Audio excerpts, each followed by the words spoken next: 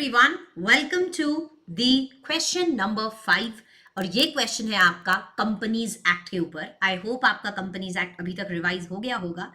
नहीं भी हुआ है तो भी क्या हुआ, ये तो बेसिक अपना आरटीपी का क्वेश्चन है। देखें कि आप एड्रेस कर पाएंगे कि नहीं कर पाएंगे।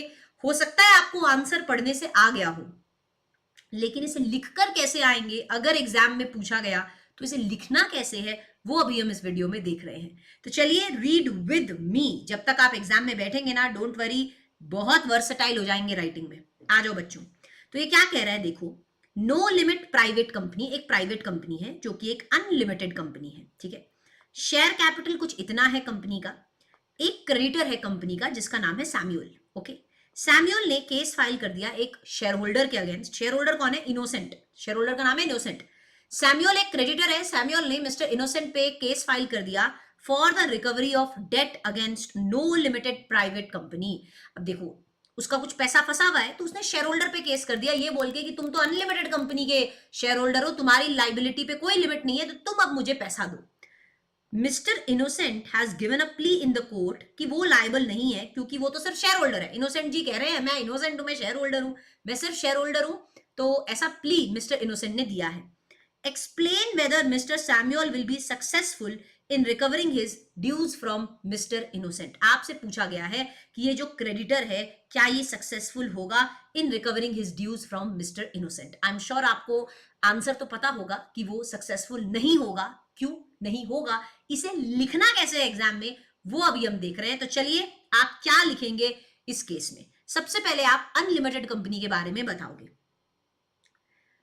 Unlimited company means a company. Unlimited company क्या होती है पहले तो वो बता दो भैया, सिंपल स्पष्ट शब्दों में, कि unlimited company means a company where there is no limits on the liability of members।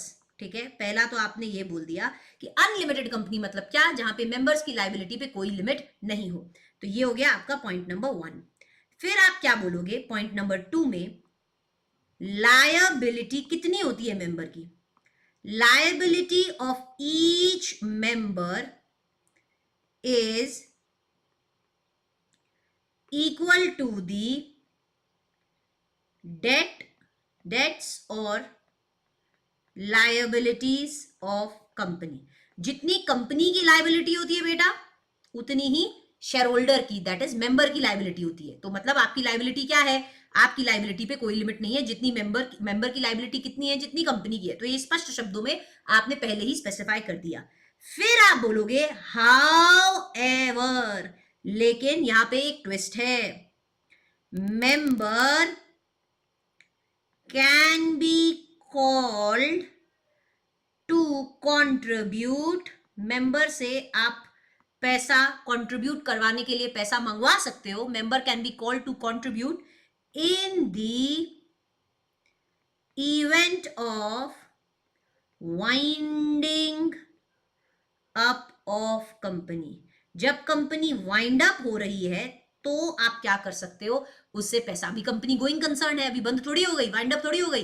तो कह रहा है कंपनी से, मतलब मेंबर से पैसा मंगवाया जा सकता है only in the event of winding up. और वो भी कौन मंगवाता है? इन the event of winding up, जब कंपनी बंद हो रही होती है, इन the event of winding up the liquidator, जो लिक्विडेटर होता है, liquidator may call the member to contribute। तो देखो, आपने पहले बता दिया कि अनलिमिटेड कंपनी क्या है, मेंबर की लाइबिलिटी क्या है, लेकिन मेंबर की लाइबिलिटी कब है अब वो ये बता रहे हो। लिक्विडेटर क्या करता है? पैसे कॉल करता है। लिक्विडेटर में call the member to contribute towards the liability of company. Liquidator क्या करता है? पैसे मंगवाता है towards the liability of company. ठीक है, तो ये तुमने लिख दिया बेटा। क्या लिख दिया? प्रोविजन लिख दिया।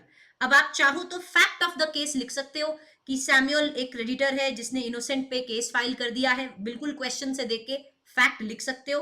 अब कंक्लूजन में आप क्या लिखोगे? कंक्लूजन में आप लिखोगे Mister Samuel can not directly claim his debts against company. Company के अगेंस्ट इसके कोई भी जो डेट्स है आप डायरेक्टली क्लेम नहीं कर सकते फ्रॉम एनी शेयर होल्डर। हमारे केस में नाम क्या है? From mister Innocent. From mister Innocent आप यहां पे लिख सकते हो Mister Innocent shall be liable to contribute only in the event of winding up of the company where liquidator calls a member to contribute towards a liability. समझा? ये हो गया आपका कंक्लूजन। फैक्ट आप बीच में क्वेश्चन से देख के लिख लोगे, इसलिए मैंने यहां लिखा नहीं है। ठीक है बेटा, तो ये हो गया आपका आंसर। तो कभी भी आंसर को सिंप्लीफाई कर लो पहले। अनलिमिटेड कंपनी क्या है, मेंबर की लाइबिलिटी कितनी है, फिर कब अराइज होगी, इसको ऐसे जचा के आंसर लिखोगे तो आराम से लिख पाओगे। ठीक है, स्टेप बाय स्टेप आंसर लिखना है। चलिए, ये हो गया आपका क्वेश्चन कंपनीज एक्ट पे।